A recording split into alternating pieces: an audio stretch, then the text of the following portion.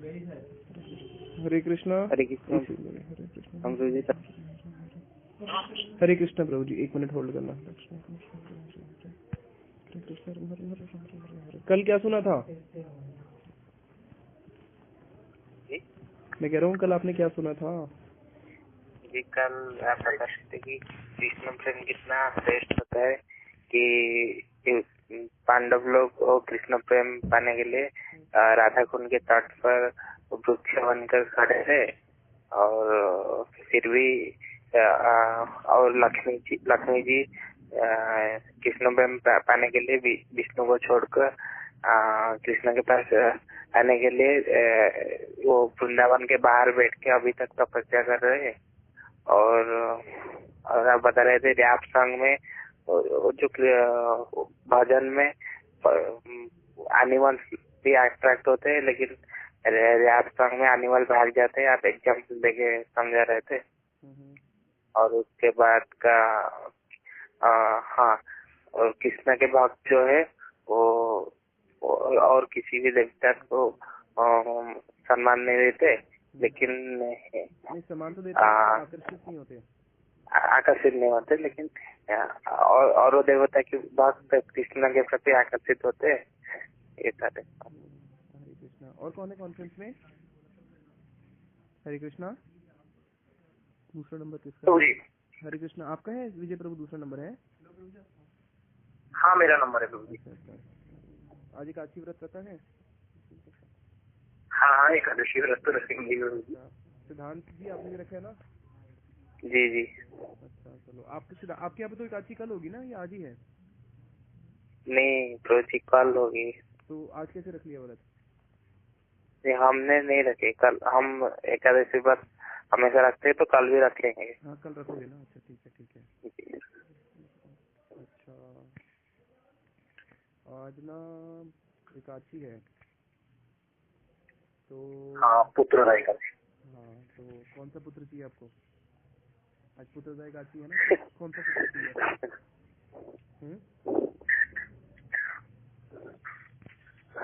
है प्रभु जी? हंस रहे हो? आज एकादशी है। एकादशी व्रत क्यों रखते हैं हम? एकादशी व्रत क्यों रखते हैं पता है? रखते हो आप एकादशी? भगवान को कल रखोगे ना? एकादशी व्रत हम क्यों रखते हैं? भगवान को सबसे प्रिय है। हाँ, भगवान को एकादशी व्रत सबसे प्रिय है। और जो एकादशी व्रत है उसको बोलते हैं माधव तिथि। माधव तिथि का अर्थ है कि स्वयं कृष्ण ही अपने आप को तिथि के रूप में विस्तार किया, है ना। स्वयं कृष्ण ही आज की तिथि बन के आते हैं। तो आज की तिथि, एकादशी तिथि का मतलब है कि कृष्ण ही हमारे सामने तिथि के रूप में आए हैं। और इसको बोलते हैं भक्ति जननी। जननी का मतलब होता है माता, यानी कि भक्ति की माता है। अगर कोई एकादशी व्रत रखता है,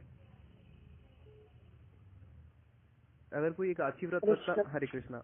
हाँ, एकादशी को बोला गया है भक्ति जननी, यानी कि भक्ति की माता है ना। अगर कोई व्यक्ति एकादशी व्रत रखता है ना, तो उसको भक्ति मिलती है, यानी कि वो भक्ति को जन्म देती है एकादशी तिथि। तो इसलिए हम एकादशी व्रत रखते हैं ताकि हमारी भक्ति वृद्धि हो और भक्ति को जन्म मिले। और एकादशी तिथि का ऐसा महत्व है, मैं कई बार एक उदाहरण देता हूँ। हमारे एक महाराज जी हैं, भक्ति वेदांत श्रीधर महाराज। ये जब रशिया में, महाराज जी ना रशिया में प्रचार करने भी जाते हैं हर साल। अभी महाराज जी जयपुर में ही है, भागवत कथा कर रहे हैं। तो महाराज जी जब जयपुर रशिया में गए प्रचार करने के लिए, तो वहाँ पे एक लड़की है, महाराज जी की शिष्या है। उसकी माँ को कैंसर हो गया और ब्लड कैंसर था और बच भी नहीं सकती थी, तो लास्ट स्टेज में थी और बहुत तड़प रही थी। तो डॉक्टर से पूछा क्या करें, और डॉक्टर ने कहा देखो भैया, तुम्हारी माँ तो बच नहीं सकती है, अब तुम एक काम करो, तुम्हारी माँ इतनी तड़प रही है तो हम उसको एक इंजेक्शन लगा देते हैं। फाइनल इंजेक्शन होता है, बस बंदा मर जाता है और तड़पता नहीं है। तो उसने देखा हाँ मेरी माँ तो इतनी तड़प रही है, इंजेक्शन लगवा देते हैं और कोई बचने का चांस भी नहीं है। तो बचने का चांस हो तो फिर भी देख लें कि, और बचने का कोई चांस भी है नहीं, तड़प तड़प की मर रही है, उससे अच्छा कम से कम शांति तो मरेगी। तो उसने कहा ठीक है डॉक्टर, आप इंजेक्शन लगा दो, लेकिन मैं ना, हमारे गुरुजी आए हुए हैं तो मैं रशिया में, तो मैं महाराज जी से मिलके आती हूँ और उनसे मैं मुहूर्त पूछ लेती हूँ कौन सा मुहूर्त अच्छा रहेगा जिसमें वो प्राण त्यागे। मेरी माँ महाराज जी के पास आई तो महाराज जी से पूछा कि मैं अपनी माँ को इंजेक्शन लगवा रही हूँ क्योंकि वो बहुत तड़प रही है, मैं उसको तड़प तो नहीं देख सकती। तो महाराज जी ने उसको डांटा, नहीं ऐसा नहीं करना चाहिए, देखो जो उसके प्रारब्ध है वो तो उसको भोगने ही पड़ेंगे। अगर अभी इंजेक्शन लगा के जबरदस्ती मार भी दोगे तो कर्म तो कटेंगे नहीं, उसको फिर अगले जन्म में भोगने पड़ेंगे, तो ऐसे मत करो। तो उसने कहा नहीं नहीं महाराज जी देखो मैं तो आपसे सिर्फ डेट पूछने के लिए आई हूँ कि आप बताओ कब लगवाना है, समय बताओ आप मुझे। मतलब डेट भी नहीं, समय बताओ, आज ही लगवाऊंगी मैं। अगर आप बोलो 3 दिन बाद 4 दिन बाद, मैं बिल्कुल वेट नहीं करने वाली, मैंने तो आज ही अपनी माँ को इंजेक्शन लगाना है, बस आप मुझे समय बता दो कि कौन सा समय अच्छा है कि उसमें उसकी थोड़ी अच्छी वो हो जाए, मुक्ति हो जाए। तो मैं लेकिन लगवाऊंगी आज ही, मतलब अगर आप मुझे बोलो कल तक रुक जाओ तो मैं कल तक भी अपनी माँ को इतना तड़पता हुआ नहीं देख सकती। तो महाराज जी ने कहा अच्छा एक काम करो। महाराज जी ने उसको संकल्प करवाया कि महाराज जी ने बोला कि पहले उसको बोले तुम एकादशी तक वेट कर लो, एकादशी में प्राण छोड़ना अच्छा होता है। तो एकादशी आने वाली है 8 दिन बाद, 8 दिन बाद तुम उनको दे देना। उसने कहा नहीं मैं वेट नहीं करूंगी, आज ही करना है। तो महाराज जी ने एक काम उनको बोला कि तुम संकल्प लो। महाराज जी ने गंगा जल लेके उसको संकल्प करवाया कि जो मैं आने वाली एकादशी है उसको मैं रखूंगी। अभी इसने एकादशी व्रत रखा नहीं है, मैं आगामी जो एकादशी है उसका नाम लेके, जो सी भी एकादशी थी, मैं इस एकादशी व्रत को रखूंगी और उस एकादशी व्रत का फल आज मैं अपनी माता के उद्धार के लिए देती हूँ। जो मैं रखूंगी, अभी मैंने रखी नहीं है। और उसको बोल दिया कि जाओ अपनी माँ के कान में बोल दो कि आगामी एकादशी का मैं फल तुम्हारे उद्धार के लिए देती हूँ और तुम्हें कोई इंजेक्शन लगाना नहीं पड़ेगा, सिर्फ इतना बोलने से ही तुम्हारी माता का उद्धार हो जाएगा। तो ये अपनी माँ के कान में बोल के आई, जो महाराज जी ने उसको बोला था कि मैं आगामी एकादशी है उसका फल आपके उद्धार के लिए देती हूँ, उससे आपका उद्धार हो जाए। और with in few minutes, I think 5 minute भी हुआ नहीं था, वो लड़की बताती है मेरी माँ जो इतना तड़प रही थी बिल्कुल अनायास उसने प्राण त्याग दिए। फिर ऐसी ही मैं आपको 2 घटना और बताता हूँ। एक हमारे मथुरा की है, जब हमारे श्रील भक्तिवेदांत नारायण गोसाई महाराज जी वहाँ पे थे, तो एक ब्रह्मचारी आया गुरु जी के पास सुबह सुबह द्वादशी भिक्षा लेके। एकादशी के अगले दिन भक्त लोग जाते हैं, भक्तों से मठ के जो ब्रह्मचारी है गृहस्थ में जाके सबसे भिक्षा लेके आते हैं। जब वो रास्ते में भिक्षा लेके आ रहा था तो उसने मथुरा में एक वो स्थान है, कौन क्या नाम है उसका, डैम्पियर, हाँ डैम्पियर, मथुरा में डैम्पियर के पास उसने एक गाय को देखा जिस गाय का आधा सर कटा हुआ है और गाय के चारों पैर हिल रहे हैं, यानी कि बहुत तड़प रही है, यानी कि आधा सर कट चुका है। रात को कोई ट्रक या कुछ निकल गया होगा, कोई ना कोई वाहन उसके ऊपर से, और बेचारी तड़प रही है पर प्राण भी निकल नहीं रहे और खून खून उसका पूरा शरीर लाल हो चुका है। तो उसने आके गुरुजी को दिशा बताई कि भैया गाय का आधा सर कटा हुआ है और अभी भी उसके प्राण नहीं निकल रहे, उसके पैर हिल रहे हैं, तो मैं क्या करूँ। गुरुजी ने बोला अरे पागल, उसके फटाफट कान में जा बोल क्या कि मैं अपना एकादशी का फल तुझे देता हूँ, तेरा उद्धार हो जाए। तो इसने जाके उसके कान में जैसे ही ये बात बोली ना, उस गाय का उसी समय उद्धार हो गया जो रात से तड़प रही थी। तो देखो प्रैक्टिकली भी देखने को मिलता है कि काशी व्रत में कितनी शक्ति है। मैं भुवनेश्वर इंजीनियरिंग कॉलेज पिछले साल यानी कि 2015 में वहाँ पे सेमिनार करने गया था। तो 2015 में वहाँ जब मैं सेमिनार करने गया था तो वहाँ पे मैंने एकादशी की महिमा बताई थी कुछ बच्चों को। उसमें से एक लड़का था, उसका नाम है जीवन, वो डिवोटी बन चुका है। तो उसने भी मेरे से एकादशी की महिमा सुनी हुई थी। तो उसके गांव में उसने कुत्ते को ऐसे देखा कि कुत्ता अधमरा सा है और मर नहीं रहा, और उसकी भी मतलब उस टाइप से गर्दन कटी हुई थी। तो उसको मेरी बात याद आ गई कि हाँ मेरे को प्रभु जी ऐसा बताते हुए, और वो भी एकादशी व्रत रखता ही था। तो उसने अपने एकादशी का फल काल में उस कुत्ते के जाके बोला और उसको लगा कि शायद हो जाए शायद नहीं हो जाए, लेकिन जैसे ही उसने बोला उसके 1.5 या 2 मिनट बाद कुत्ता मर गया, मतलब बिल्कुल अनायास मर गया। तो उसने मुझे फोन करा, उसने कहा प्रभु जी जो आपने मुझे कथा में बात बताई थी ना, मैं तो सोचता था शायद कहानी होगी, लेकिन मैंने आज अपने सामने खुद प्रैक्टिकल देख ली है बात, है ना। तो मैं कई बार उस जीवन बच्चे का नंबर सबको देता हूँ, जो मेरे पास बच्चे आते हैं कि ये लो, उससे बात करके देख लो। तो एकादशी में इतनी शक्ति है, और एकादशी तो मैं साक्षात कृष्ण प्रेम दे सकती है, कृष्ण तक लेके जा सकती है ना।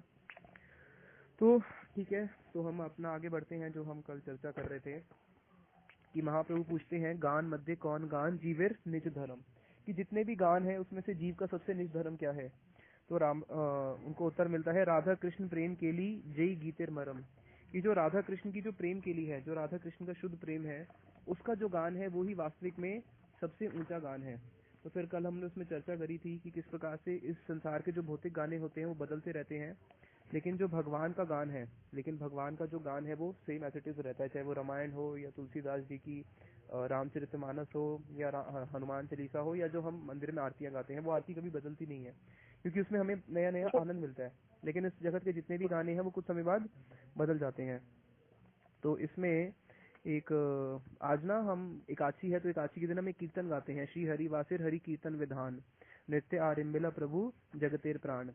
ये चैतन्य भागवत का है कि चैतन्य महाप्रभु एकादशी के दिन क्या करते हैं, अपने सब भक्तों को बुला के कीर्तन करते हैं। तो उसमें बड़ा अच्छा एक लाइन आई थी आज, जार नाम आनंदे शिव वसन न जाने, कि शिवजी जब भगवान का नाम गाना शुरू करते हैं, भगवान का नाम, तो भगवान के नाम गाते गाते शिवजी उसमें इतना आवेश हो जाते हैं, इतना आवेश कि शिवजी को पता नहीं चलता कि उनके सारे के सारे वस्त्र कब गिर जाते हैं, मतलब उनके सारे वस्त्र गिर जाते हैं और वो दिगंबर हो जाते हैं। यानी कि पूरे नग्न हो जाते हैं, हाँ बिना वस्त्रों के हो जाते हैं, और उनको पता ही नहीं चलता कि इतना इतना भगवान के नाम में इतना, यानी कि इतना एक आनंद छिपा हुआ है कि उसमें जब एक व्यक्ति डूब जाए तो उसको कुछ समझ में नहीं आती। उसके बाद एक हमारा बड़ा सुंदर कीर्तन है जिसमें कहते हैं सेई केवा सुनाई ले श्याम नाम, काने रे भीतर दिया मर में पाशी लो गो, आकुल करी लो मोर प्राण। जिसमें एक सखी दूसरी सखी को कहती है, अरे ये जो तूने मेरे को श्याम नाम सुनाया है ना, श्याम नाम, इस श्याम नाम को सुनने से क्या हो रहा है, जैसे ही मेरे कानों के अंदर से घुसा तो कानों के माध्यम से ही मेरे हृदय में प्रवेश कर चुका है, और मेरे हृदय में प्रवेश करके इस नाम ने मुझे व्याकुल कर दिया है। और इसमें कितना रस भरा हुआ है सखी, इतना रस भरा हुआ है कि अब मैं इसको छोड़ना चाहती हूँ लेकिन छोड़ भी नहीं पा रही। इसमें ऐसा क्या रस भरा हुआ है कि मेरे हृदय में घुस चुका है और मेरे को पूरा व्याकुल कर चुका है ना। और इस नाम को जपते जपते अब मेरी जीवा जो है वो रुक नहीं रही है, क्योंकि वो कान से गया, हृदय में गया, अब मेरी जीवा भी वापस उसका नाम ले रही है, और उसको लेते लेते मैं अब इसको रोकना चाहूँ तो रोक भी नहीं पा रही हूँ।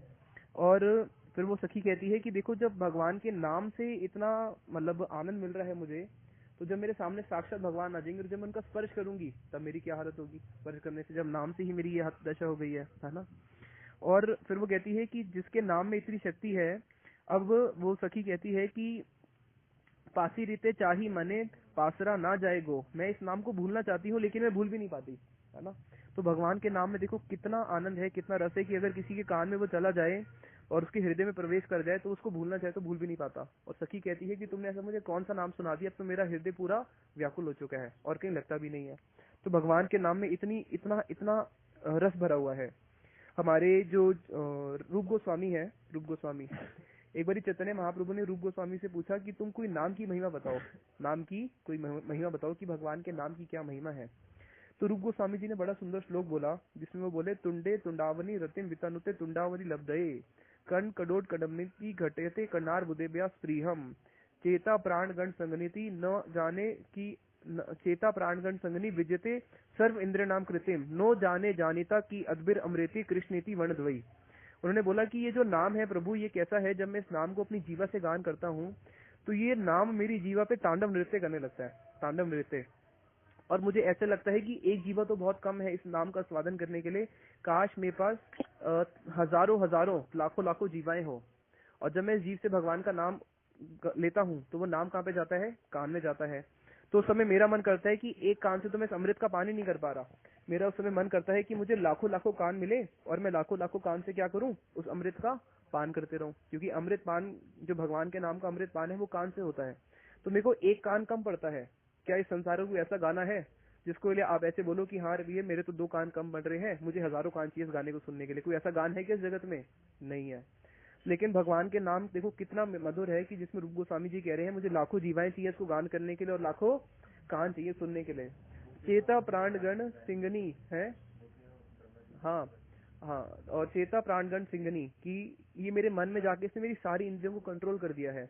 और अब मुझे समझ में नहीं आ रही कि इस नाम में इतना कैसा मधुर भरा हुआ है, कैसा रस भरा हुआ है भगवान के नाम में, इतना रस कहाँ से इसमें आके भर दिया किसी ने।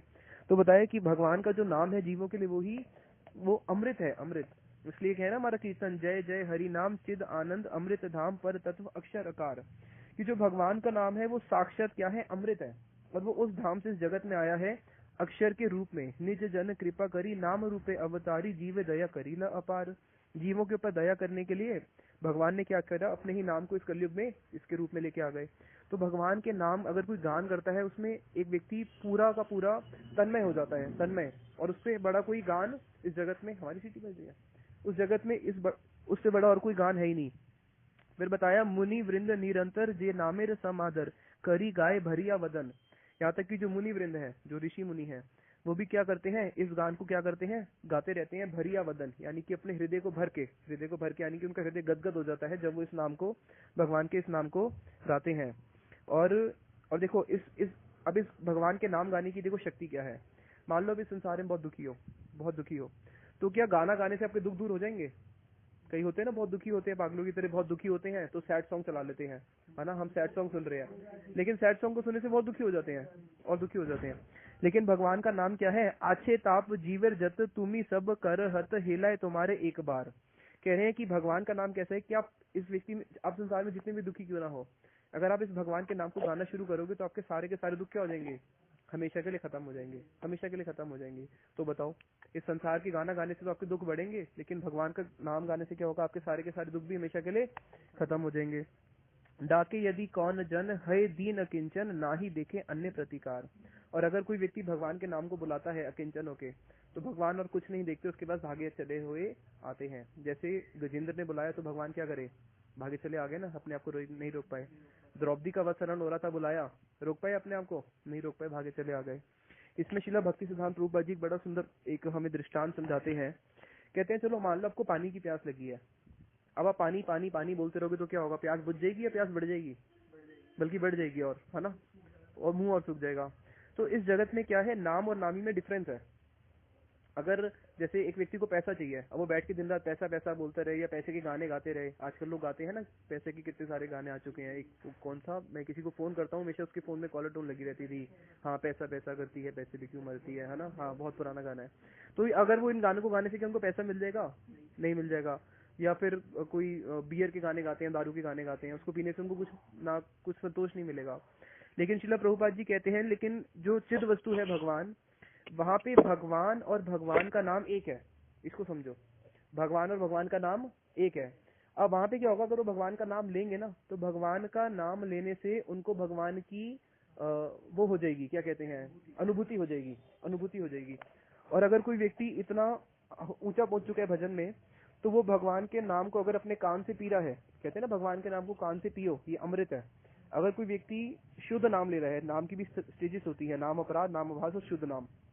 अगर कोई व्यक्ति शुद्ध नाम ले रहा है, तो उस शुद्ध नाम को अगर वो अपने कान से पान करता है, तो उसको भूख और प्यास भी नहीं लगती, उसको भूख और प्यास भी नहीं लगती। इसका उदाहरण देता हूँ मैं कैसे, देखो, परीक्षित महाराज जी 7 दिन तक भागवत कथा सुने सुखदेव गोस्वामी जी से, क्या उनको 7 दिन के अंदर भूख और प्यास लगा, बिल्कुल भी लगा नहीं। वो कह रहे हैं कि मेरे को तो आप बस ये अमृत पान कराते रहो। तो वास्तविक में जिसकी ऐसी स्थिति आ चुकी है, जो भगवान के नाम का अमृत पान करेगा, उसको भूख और प्यास भी नहीं लगेगी। इसमें एक उदाहरण मैं देता हूँ रघुनाथ दास गोस्वामी का। रघुनाथ दास गोस्वामी जब राधा कुंड के तट पे रह के भजन करते थे, एक दिन वो मूर्छित हो गए। तो सब लोगों ने वैद्य को बुलाया कि भैया इसने 3 दिन से कुछ खाया नहीं है, देखो इसके तो मूर्छित नहीं हो गए। तो वैद्य ने आके देखा कि इनको बदहजमी हो गई, इसलिए मूर्छित हो गए, इनको चूर्ण खिलाओ। तो बदहजमी का चूर्ण खिलाया उनको। तो वहाँ के लोग कह रहे हैं, ब्रजवासी लोग वैद्य को, क्या तुम पागल हो क्या, अरे इन्होंने 3 दिन से कुछ खाया नहीं, तुम कह रहे हो उनको बदहजमी हो गई है। वो कह रहे भैया वैद्य मैं हूँ या तुम हो, मैं वैद्य हूँ, मेरी बात मानो, उनको बदहजमी का चूर्ण खिलाओ तब इनको होश आएगा। तो वहाँ पे उनको बदहजमी का चूर्ण खिलाया, तब उनकी तबियत ठीक हुई। तो रघुनाथ दास गोस्वामी से सब ब्रजवासियों ने पूछा, अरे भैया 3 दिन तो हम आपको देख रहे हैं, 3 दिन से आप केवल रोते जा रहे हो, कुछ खा पी रहे हो नहीं, तो आपको बदहजमी कैसे हो गई। तो वो रघुनाथ दास गोस्वामी बोलते हैं, अरे आज मेरे को राधा जी ने ना बहुत सारा पूड़ी और आलू खिला दिया था, है ना, तो इसलिए मेरे को बदहजमी हो गई। तो क्या हमारी ऐसी स्टेजेस है, अभी हमारी ऐसी दृश्य ऐसी स्टेज आई नहीं। तो जब एक व्यक्ति नाम की बिल्कुल शुद्ध नाम तक पहुंच जाता है, तो वहाँ पे वो उस नाम अमृत को पान करता है, और उसको पान करने से उसको क्या होता है, उसका पेट भी भर जाता है, उसकी सारी इंद्रियां तृप्त हो जाती है। तो बताया कि वहाँ पे भगवान और भगवान के नाम में कोई अंतर नहीं है। एक वाल्मीकि जी कौन सा नाम लेते थे, मरा करेक्ट करते फिर राम, 60,000 साल बाद राम नाम लिया। अब जब उन्होंने राम नाम लिया, तो राम नाम से उनको राम जी की अनुभूति हो गई, उन्होंने राम जी के साक्षात दर्शन करे, राम जी की लीला के दर्शन करे। क्योंकि भगवान के नाम के अंदर 6 चीजें होती है, भगवान का नाम, भगवान का रूप, नाम के बाद आता है रूप, फिर भगवान के गुण, फिर भगवान की लीला, फिर भगवान के परिकर, फिर भगवान का धाम। इस जगत, इसको आप अपनी प्रैक्टिकल लाइफ में भी देख सकते हो। मान लो जिस भी व्यक्ति को आप प्रेम करते हो, है ना, चाहे वो आपका पति हो, चाहे वो आपका दोस्त हो, चाहे वो आपकी माता हो, आप उसका नाम लो मन मन में। जैसे ही आप उसका नाम लोगे, सबसे पहले क्या आएगा, उसका रूप सामने आ जाएगा, सबसे रूप आ जाएगा। उसके बाद क्या आ जाएगा, उसके गुण आ जाएंगे, कैसा है या कैसी है। फिर आ जाएगा लीला, कि वो क्या करती हैं, क्या वो नौकरी करते हैं या वो रिटायर्ड हैं, क्या करते हैं। नाम रूप गुण लीला, फिर परिकर। अगर आप मान लो अपने पति का नाम ले रहे हो, तो फिर उसके परिकर, यानी कि उसके जो पिताजी हैं, जो आपके सास ससुर लगे, बच्चे, उन सब के बारे में, रिलेटिव्स के बारे में आ जाएगा। फिर धाम, वो भी कहाँ पे है, सब कुछ आ जाएगा। तो एक नाम के अंदर सब कुछ होता है। उसी प्रकार भगवान के नाम के अंदर भगवान तो स्वयं है ही है, भगवान की लीलाएं भी हैं भगवान के नाम में। भगवान के नाम के अंदर भगवान का धाम भी आ जाता है, भगवान के नाम के अंदर भगवान के परिकर भी आ जाते हैं। तो भगवान के नाम के अंदर A to Z सब कुछ आ जाता है। और वाल्मीकि जी जब भगवान का नाम लेते थे, उनको राम जी की सारी लीलाओं के दर्शन हो गए। अब जब राम जी की सारी लीलाओं के दर्शन हो गए, उन्होंने क्या लिख दी, बैठ के वाल्मीकि रामायण लिख दी।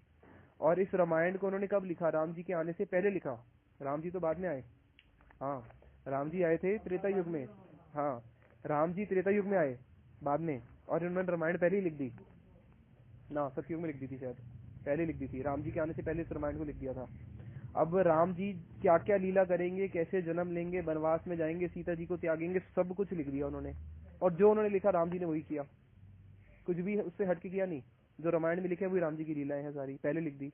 तो सोचो कैसे लिखी, भगवान के नाम के प्रभाव से, नाम के प्रभाव से इतना कुछ लिख दिया। इसलिए एक बड़ी सुंदर कथा आती है ना, जब राम जी ने सीता जी को त्यागा, लक्ष्मण जी को बोले कि जाओ सीता जी को छोड़ के आ जाओ। तो लक्ष्मण जी जब सीता जी को छोड़ने के लिए गए तो सीता जी को नहीं पता था मुझे छोड़ने के लिए जा रहे हैं, लेकिन जंगल में गए और जंगल में जाके लक्ष्मण जी ने बोल दिया कि राम जी का आदेश था कि आपको जंगल में छोड़ के आ जाओ, और राम जी आपको त्याग चुके हैं, अब आप वापस नहीं आ सकती। तो सीता जी रोने लगी वहां पे कि अरे मैंने ऐसा कौन सा अपराध कर दिया, मैं तो एक बार अग्नि परीक्षा भी दे चुकी हूँ, तभी राम जी ने मुझे क्यों त्याग दिया। तो सीता जी वहां पे विलाप कर करके रोने लगी, है ना, और लक्ष्मण जी को भी बोलने लगी। तो सीता जी ने बोला कि लक्ष्मण जी कहीं मैंने तुम्हारे चरणों में अपराध तो नहीं कर दिया था।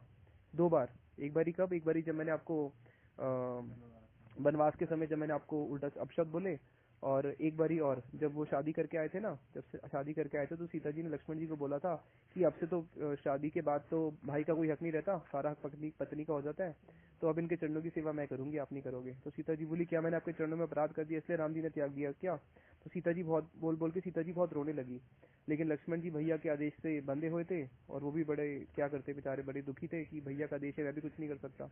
तो लक्ष्मण जी फिर चले गए वापस, और सीता जी वहाँ पे बहुत रो रही हैं, बहुत रो रही है, कोई भी है नहीं जंगल में।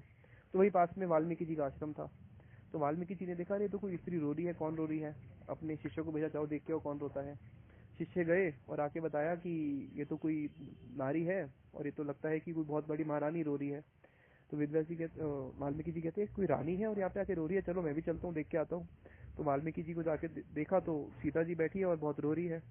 तो वाल्मीकि जी को देख के सीता जी और रोने लगी क्योंकि पिता के समान है, और बोली उनको रोते रोते कि मैंने ऐसा कौन सा अपराध कर दिया कि मुझे राम जी ने आज त्याग दिया। तो वाल्मीकि जी रोते रोते बोले बेटी तूने कोई अपराध नहीं करा, सारा अपराध तो मैंने करा है, मैंने पहले ही लिख दी थी रामायण, है ना, क्योंकि मैंने पहले ही लिख दिया था कि राम जी तुम्हें त्यागेंगे, रामायण लिखी थी ना वाल्मीकि जी ने। तो बोले बेटी तुमने अपराध नहीं करा, अपराध तो मैंने करा कि मैंने पहले ये सीन डाल दिया था रामायण के अंदर कि राम जी तुम्हें त्यागेंगे, है ना। तो सीन को तो राम जी को पूरा करना ही था। तो अब आगे का सीन क्या है, आगे की लीला ये है, सीन तो नहीं कहना चाहिए, आगे की लीला क्या है। आगे की लीला है कि उसके बाद सीता देवी जो है वो वाल्मीकि जी के आश्रम में रहती है, फिर लव कुश का जन्म होता है। तो आप कृपा करके प्रस्थान कीजिए, अब आगे की लीला मैंने ये लिखी है कि फिर आप मेरे आश्रम में प्रस्थान करती है, तो आइए उस लीला को पूरा कीजिए, मेरे आश्रम में चलिए, है ना। तो देखो कितने बड़े ऋषि बन गए कैसे भगवान के नाम के गान से। तो भगवान का जो नाम है उसके अंदर सब कुछ आ जाता है, A to Z सारी लीलाएं भगवान की आ जाती है। तो इसलिए जो जीव है, जीव के लिए सबसे वो है कि वो भगवान के नाम का गान करे। और जो चैतन्य महाप्रभु है, चैतन्य महाप्रभु का जो रास है ना, जैसे भगवान कृष्ण का तो गोपियों के साथ रास हुआ, तो चैतन्य महाप्रभु का जो नवदीप में रास है उसको बोलते हैं कीर्तन रास। चैतन्य महाप्रभु कीर्तन रास, उनके साथ गोपियों वाला रास नहीं है, कीर्तन रास है। इसमें चैतन्य महाप्रभु अपने सारे के सारे भक्तों को लेके क्या करते हैं, कीर्तन करते हैं। और कैसे कीर्तन करते हैं, अभी हम हाथ उठा के नाचते हुए कीर्तन करते हैं। और वो कीर्तन कितने समय चलता है, बताया कि 24 घंटे में से जो आखिरी का प्रहर होता है ना रात का, जो रात की निशा की जो एक लास्ट प्रहर बचा होता है, मान लो लगभग आधा घंटा, उस आधे घंटे के लिए केवल सब भक्त लोग विश्राम करते हैं, बाकी 23.5 घंटे वो कीर्तन करते रहते हैं और नाचते रहते हैं। अब हो गया, ये संभव कैसे है, उसमें इतना रस है, इतना रस है, अमृत मिलता है ना, अमृत रस है, अमृत मिलता है, तो नाचते हुए भी वो थकते नहीं है, नाचते में भी वो बिल्कुल थकते नहीं है। और उन सबका जो क्लेवर है वो कैसा होता है, सच्चिदानंद शरीर होता है। तो उस कीर्तन में इतना रस भरा हुआ है। और भगवान के नाम का कल एक बड़ा सुंदर उदाहरण दिया था मैंने, कि जब रूप गोस्वामी भगवान का नाम जब की जो भगवान की लीलाएं गाते हैं, रूप गोस्वामी जब भगवान की वीरे की लीलाएं गाते हैं, राधा कृष्ण का वीरे हो गया, जब उन वीरे की लीलाओं को रूप गोस्वामी गाते थे टेर कदम में बैठ के ब्रज में, तो जितने पत्ते हैं पेड़ के सब क्या हो जाते थे, झड़ जाते थे, पूरा पेड़ खाली हो जाता था। और जब वो भगवान की मिलन की सुंदर सुंदर लीलाओं को गाते थे तो दोबारा पेड़ के पत्ते हरे भरे हो जाते थे। तो सोचो कितना वो है, कितना भगवान की लीलाओं में कितना कितना गान है ना। मृदंग मंदिरा बाजे शंख करताल संकीर्तन संगे सब होइलो मिशाल, है ना, कि कीर्तन की जब भगवान का कीर्तन गाते हैं तो किस प्रकार से सब लोग शंख करताल और इन सारी ध्वनि में सब भक्त लोग कितने आनंद में गाते हैं। और फिर हमारे नारद मुनि बजाए मीना राधिका रमन नामे, नाम अमानी उदित है भगत गीत सामे, कि जब नारद मुनि अपने हाथ में हमेशा वीणा रखते हैं और राधिका रमन का नाम गाते रहते हैं, और जब वो राधिका रमन का नाम गाते हैं तो उनके सामने स्वयं नामी यानी कि स्वयं नामी राधा कृष्ण उदित यानी कि प्रकट हो जाते हैं और क्या करते हैं, वो भी उनके साथ गाना शुरू कर देते हैं और नाचना शुरू कर देते हैं, लेकिन हमारे सामने नहीं होंगे क्योंकि अभी हमारा नाम अपराध है या नाम आभास है। पंचवदने नारदे धरी प्रेम सघन रोल, कमल आसन नाचिया भले बोल बोल हरि बोल। और जब शिव जी सुनते हैं कि नारद जी नारद मुनि बजा रहे हैं, राधिका रमन नाम का कीर्तन गा रहे हैं, तो शिव जी क्या करते हैं, पंचवदन यानी कि शिव जी जो है 5 मुख वाले, वो भी नारद जी के साथ में आ जाते हैं और नारद जी को पकड़ पकड़ के हरि बोल हरि बोल हरि बोल करके खींचने लगते हैं और दोनों मिलकर नाचने लगते हैं, हरि बोल हरि बोल हरि बोल करके, शिव जी और नारद जी हरि बोल करके, और वो राधिका रमन हरि बोल करके दोनों नाचते रहते हैं। देखो कितना आनंद है, कितना आनंद है नाम के गान में, कि जो शिव जी है वो 5 बदन से उसको गाते हैं और वो कहते हैं अरे मेरे को तो 5 मुख कम पड़ गए, क्योंकि शिव जी के 5 मुख है ना। हाँ, वो कहते हैं मेरे को तो 5 मुख कम पड़ रहे हैं, अरे और मुख होने चाहिए थे ना, तब मैं और इस नाम को गान पाता। तो कितना उसमें आनंद है, कितना उस नाम के आनंद में वो डूब जाते हैं। और सहस्र आनंद पर मुके हरि हरि बलि गाए। और जो शेषनाग जी हैं, शेषनाग जी को बोलते हैं सहस्र, यानी कि उनके जो फण है ना वो सहस्र है, यानी कि उसको कोई गिन नहीं सकता। शेषनाग जी के अनंत फण है, इसलिए उनका एक नाम अनंत भी है, बोलते हैं ना अनंत वासुदेव। तो उनके जितने हैं अनंत फण है और वो अपने अनंत फणों से भगवान के नाम को गाते रहते हैं, हरि बोल हरि बोल हरि बोल हरि बोल करके। और तब भी उनको वो अमृत मिलता रहता है और वो उस अमृत में हमेशा डूबे रहते हैं, उनको इतना आनंद आता है उसमें। तो भगवान के नाम में बताया कि इसलिए इतना ही आनंद डूबा हुआ है जिसकी कोई भी कल्पना हम नहीं कर सकते। इसलिए वो बोलते हैं कि गान मध्य कौन गान जीवे निर्धरम। तो रामानंद जी कहते हैं कि जो राधा कृष्ण की जो प्रेम केली है सही गीतर मरम, वो ही वास्तविक में गीत है। और गीत का मतलब होता है जो हमारे कानों को, इंद्रियों को, मन को, सबको संतुष्ट करे। और वो केवल भगवान का जो नाम है, जो भगवान की गुण है, कीर्तन है, वही हमें वास्तविक में संतुष्ट कर सकता है। और इस संसार के जो गीत है ना वो हमारा मनोरंजन कर सकते हैं लेकिन आत्मरंजन नहीं कर सकते। लेकिन भगवान का जो गीत है वो हमारा आत्मरंजन करता है, मनोरंजन नहीं करता, है ना। फिर आगे देखते हैं रामानंद राय क्या प्रश्न महाप्रभु क्या प्रश्न पूछते हैं। तो चैतन्य महाप्रभु पूछते हैं, श्रेयो मध्य कौन श्रेय जीवर है सार, कृष्ण भक्त संग बिना श्रेय नहीं यार। ये देखो बड़ा सुंदर प्रश्न है। चैतन्य महाप्रभु पूछते हैं कि इस जगत में बहुत सारे श्रेय हैं। श्रेय मतलब होता है नहीं, श्रेय मतलब होता है मंगल। श्रेय 2 शब्द होते हैं, श्रेय और प्रेय। प्रेय का मतलब होता है प्रिय लगने वाला, और श्रेय का मतलब होता है जो हमारे लिए मंगल है, चाहे वो प्रिय नहीं भी लगे। जैसे एक बच्चा, उसको बुखार है तो डॉक्टर ने बोला इसको नीम के कड़वे पत्ते खिलाओ, तो नीम के कड़वे पत्ते उसके लिए क्या है, उस समय श्रेय है लेकिन प्रिय नहीं है, उसको प्रिय नहीं लग रहे। और उसके लिए प्रिय क्या है, उस समय उसको कोई रसगुल्ला खिला दे तो प्रिय है, बड़ा प्रिय लगता है। तो इस जगत में 2 वस्तु होती है, श्रेय और प्रेय। तो प्रभुपाद जी बोलते हैं कि भक्ति सिद्धांत प्रभुपाद जी की इस जगत में हम जितने भी लोग हैं, हम सब लोग प्रिय वस्तु के पीछे जाते हैं। कोई भी व्यक्ति श्रेय वस्तु के पीछे जाता नहीं है। हाँ, हम रुचिकर वस्तु के पीछे जाते हैं, किसमें हमें रुचि हो रही है, लेकिन हम कभी भी श्रेय वस्तु के पीछे नहीं जाते। लेकिन जो व्यक्ति वास्तविक में बुद्धिमान व्यक्ति है वो कभी भी प्रेय के पीछे नहीं जाएगा, वो श्रेय के पीछे जाएगा। जैसे एक डॉक्टर ने आपको मना करा, आपको डायबिटीज है, मीठा मत खाओ, कड़वा खाओ, उस समय आपके लिए श्रेय क्या है, कड़वा खाना, और प्रेय क्या है, मीठा खाना। तो जो बुद्धिमान व्यक्ति है वो क्या करेगा, श्रेय के पीछे जाएगा, प्रेय के पीछे नहीं जाएगा। और जो मूर्ख व्यक्ति है वो क्या करेगा, वो मीठा खाएगा, प्रिय वस्तु के पीछे जाएगा। तो इसलिए बुद्धिमान वस्तु में से श्रेय वस्तु के पीछे जाते हैं। तो यहाँ पे सबसे इस जगत में एक जीव का सबसे बड़ा श्रेय वस्तु क्या है, सबसे बड़ा श्रेय वस्तु कृष्ण नाम नहीं, कृष्ण भक्तों का संग। क्योंकि कृष्ण भक्तों के संग से ही हम वास्तविक में शुद्ध कृष्ण नाम ले सकते हैं, कृष्ण भक्तों का संग। तो महाप्रभु बोलते हैं कि कृष्ण, देखो ये राय रामानंद जी इसको उत्तर दे रहे हैं और महाप्रभु ने इसको सिद्ध किया कि इस जगत में जीव का जो सबसे बड़ा श्रेय है वो है भगवान कृष्ण का भक्तों का संग। अब देखो, एक व्यक्ति गोविंद जी के दर्शन करने के लिए आता है और वो कहता है देखो गोविंद जी ने तो मेरे पे कृपा करी, मैं बहुत गरीब था, मेरी नौकरी लग गई, कृपा करी, चलो ठीक है मान लिया कृपा करी।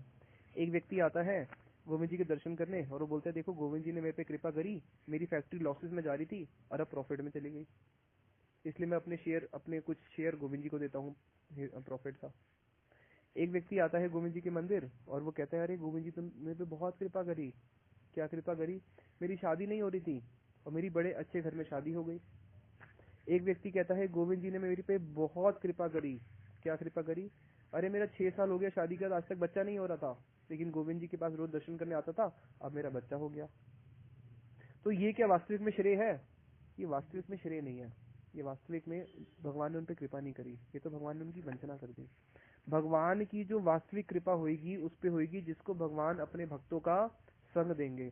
इसको श्रीमद् भागवतम में भगवान खुद बोलते हैं। क्या बोलते हैं? भव अपवर्गो भ्रमतो यदा भवेज जनस्य तरहि अच्युत अच्युत सत समागमा।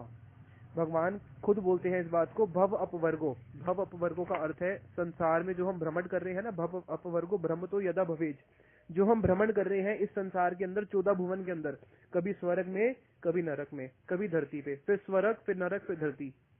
ये जो चक्कर चल रहा है ना, चक्रव्यूह जो गोल चक्कर चल रहा है हमारा, कभी ऊंचों के लोक में चले जाते हैं, कभी नीचे के लोक में चले जाते हैं। भ्रम भव अपवर्गो भ्रमतो यदा भवेज जनस्य तरहि।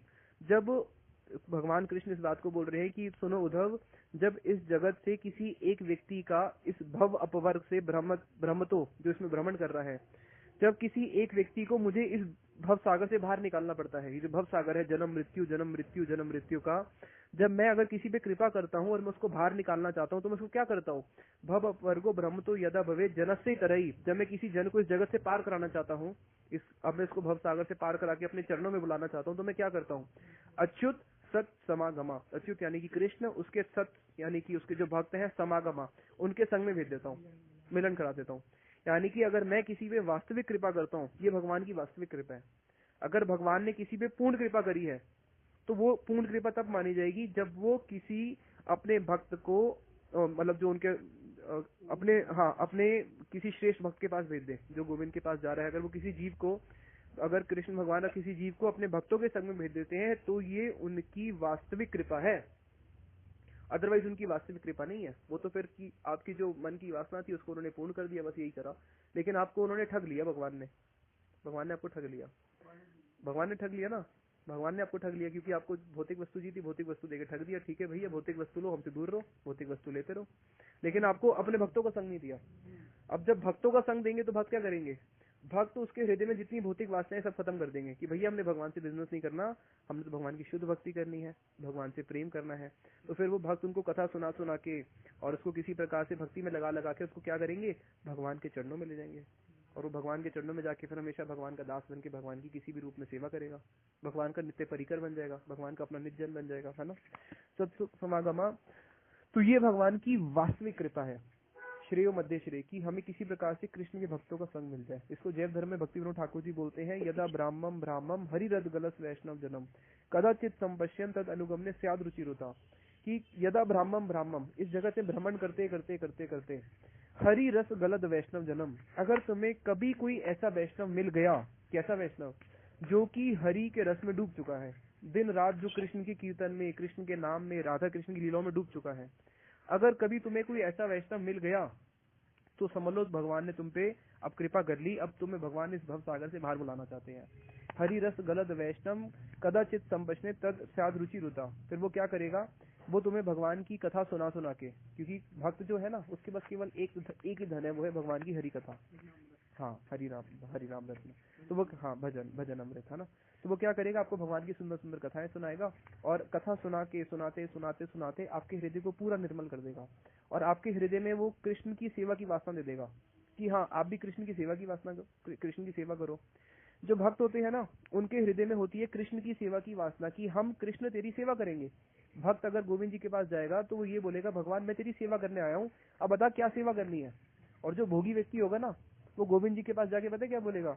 गोविंद तू मेरी सेवा कर, तू मुझे बच्चा दे, तू मुझे गाड़ी दे, तू मेरी नौकरी लगा, तू मेरा ये कर, तू मेरा वो कर। यानी कि वो कृष्ण को अपनी सेवा में लगाएगा। इस चीज को समझो, भोगी व्यक्ति। लेकिन जो भोगी नहीं है, जो भगवान का भक्त है, जो शुद्ध भक्त है, वो जाके बोलेगा भगवान तुझे मुझे जैसे रखना है रख, जैसे तू खुश है वैसे वैसे हम खुश है, तेरी खुशी में हमारी खुशी है, और तू हमें अपनी सेवा देते रहे, बस हमें तेरी सेवा चाहिए, हम तो तेरी सेवा करेंगे।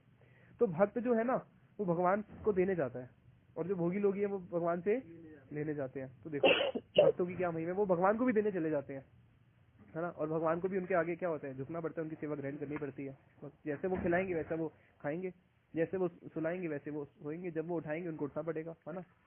तो यहाँ पे बताया कि जो श्रेय में सबसे बड़ा श्रेय है वो है किसी को अगर किसी प्रकार से भगवान के भक्त का संग मिल जाए, उससे बड़ा इस जगत में और कोई श्रेय नहीं हो सकता। चैतन्य चरितमृत में इसको बताया है, क्या है चैतन्य चरितमृत का श्लोक है ना वो, गुरु कृष्ण प्रसादे पाए भक्ति लता बीज, उसकी स्टार्टिंग क्या है? ब्रह्मांड भ्रमिते कोनो भाग्यवान जीव। देखो ये बड़ा सुंदर श्लोक है, चैतन्य चरितामृत में कृष्णदास कविराज गोस्वामी कहते हैं ब्रह्मांड भ्रमिते, इस ब्रह्मांड में भ्रमण करते करते, ब्रह्मांड भ्रमिते कोनो, कोनो का वहां पे अर्थ है सिंगुलर, प्लूरल नहीं है, कोनो कोई एक, कोई एक, ब्रह्मांड भ्रमिते कोनो भाग्यवान जीव, इस ब्रह्मांड में भ्रमण करते करते कोई एक ऐसा जीव गुरु कृष्ण प्रसादे पाए भक्ति लता बीज, जिसके ऊपर गुरु की कृपा हो जाएगी, संत की कृपा हो जाएगी, उसको फिर क्या मिलेगा? भक्ति लता बीज मिल जाएगा। यानी कि उसके हृदय में गुरु, उसको दीक्षा गुरु देके, दीक्षा देके उसके हृदय में भक्ति रूपी बीज डाल देंगे कि हाँ अब कृष्ण ही तुम्हारे सब कुछ है और कृष्ण की सेवा करो। ये होता है भक्ति, कि मुझे कृष्ण की सेवा करनी है, ये भक्ति है।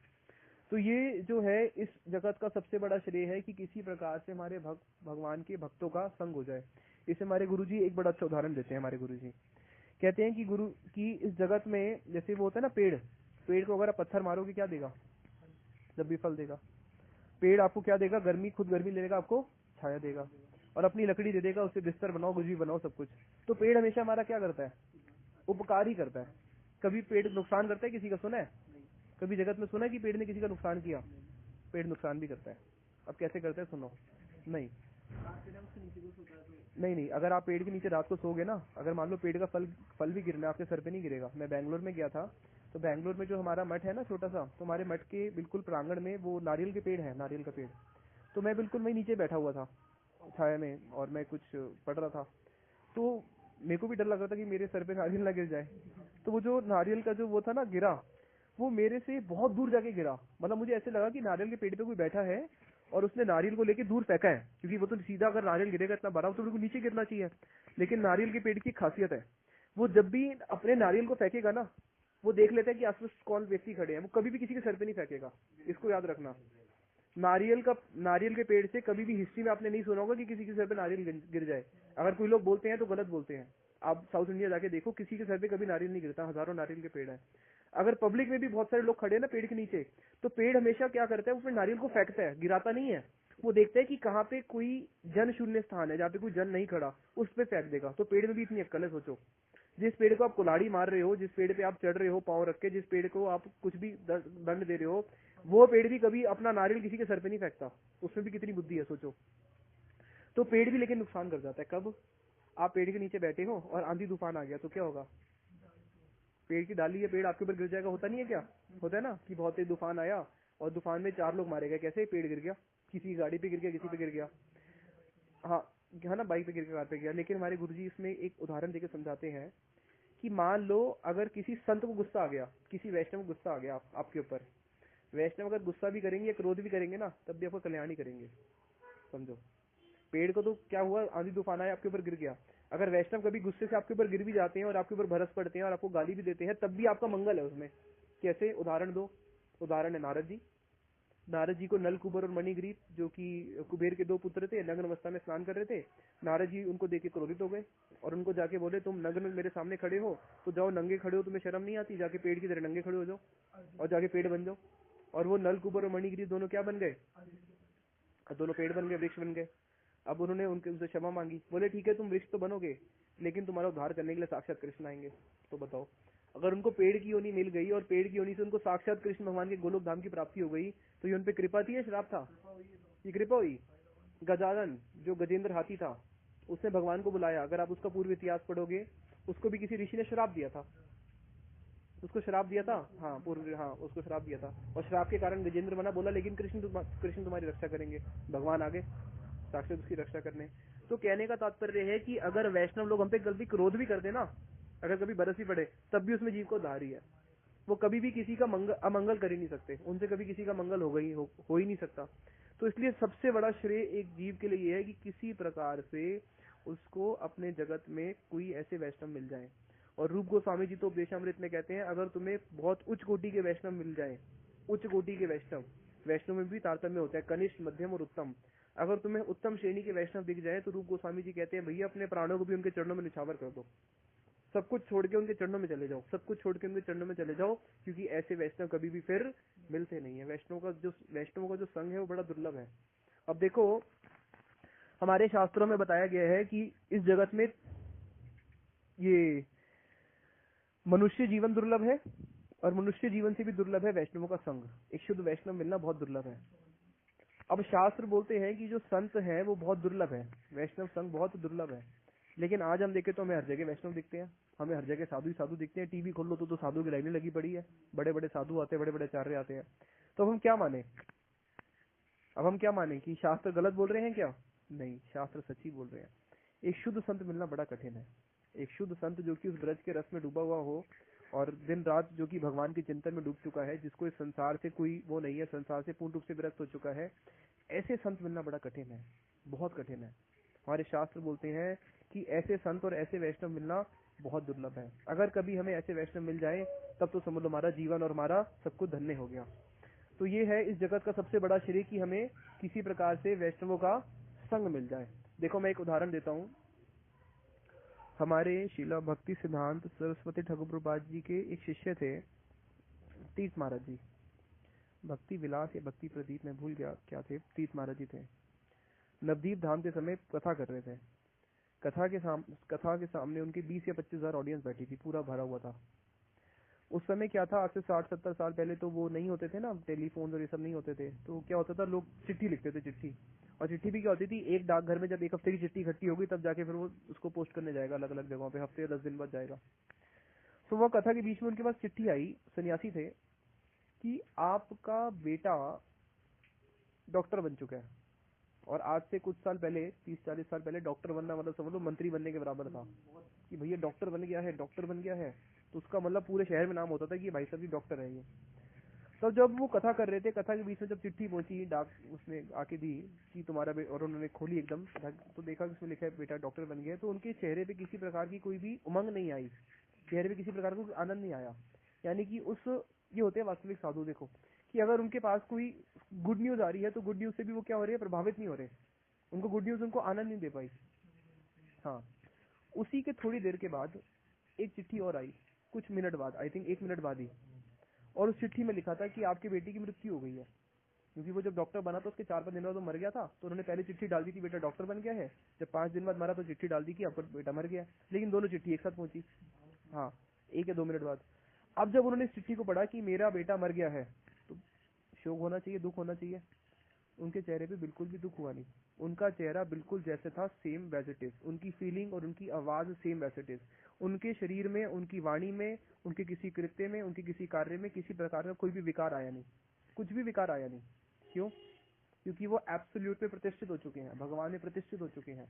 इनको बोलते हैं ऐसे, जो ऐसे वैष्णव हैं जो कि बिल्कुल भगवान में प्रतिष्ठित हो जाते हैं, अपने आत्मा में प्रतिष्ठित हो जाते हैं। अब मैं इसका एक उदाहरण देता हूँ। देखो मान लो आपके सामने अभी कोई व्यक्ति है, वो सो रहा है। मान लो आपका बेटा सो रहा है, या फिर आपका कोई दोस्त सो रहा है, या माता पिता सो रहे हैं। अभी वो सोते हुए बड़ा गंदा सपना देख रहा है और वो डर रहा है, उसके होंठ कांप रहे हैं और उसके पूरे शरीर से पसीना पसीना निकल रहा है और उसके हाथ पैर कांप रहे हैं। बहुत गंदा सपना देख रहे हैं कि मेरे पीछे शेर पड़ गया, मुझे शेर मारने के लिए दौड़ रहा है। आप तो जागे हुए हो। अब एक बात बताऊं, उस सपने को देख के, उस व्यक्ति को देख के, क्या आपको उस पे आप उसमें क्या इन्वॉल्व हो जाओगे? आप क्या बोलोगे, क्या है, मूर्ख है, समझदार है? अरे मूर्ख है। कैसा व्यक्ति है भैया, सपने में शेर को देख के डरता है, भागता है? क्या बोलोगे, अरे मूर्ख है, ये कोई समझदारी थोड़ी ना है। और आपको उससे कोई प्रभाव पड़ेगा?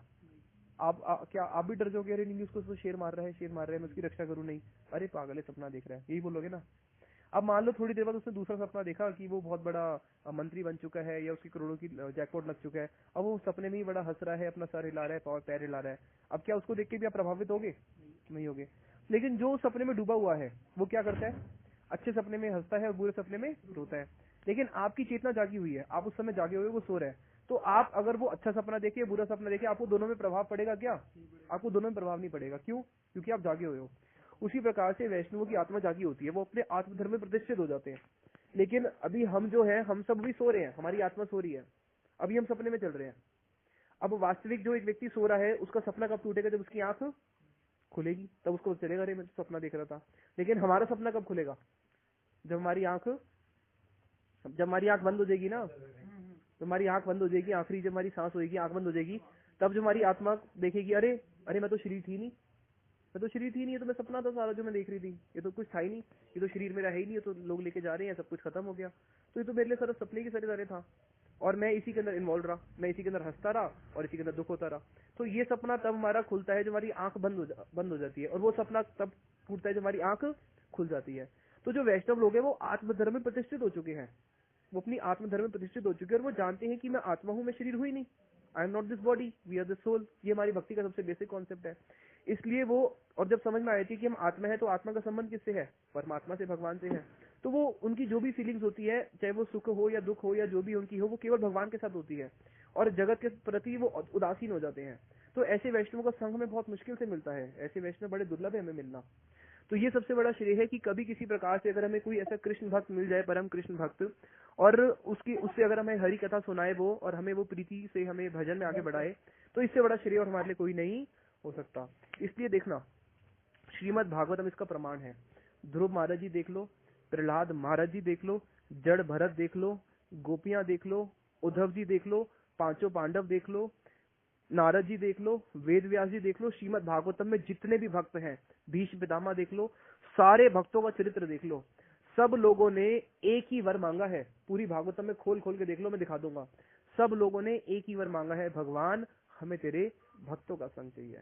हे भगवान हमें तेरे भक्तों का संग चाहिए, हमें तेरे भक्तों का संग चाहिए। वृत्तासुर दानव राक्षस थे, उन्होंने भी भगवान से ही प्रार्थना करी मरते समय, भगवान मुझे तो तेरे भक्तों का संग चाहिए और कुछ नहीं चाहिए।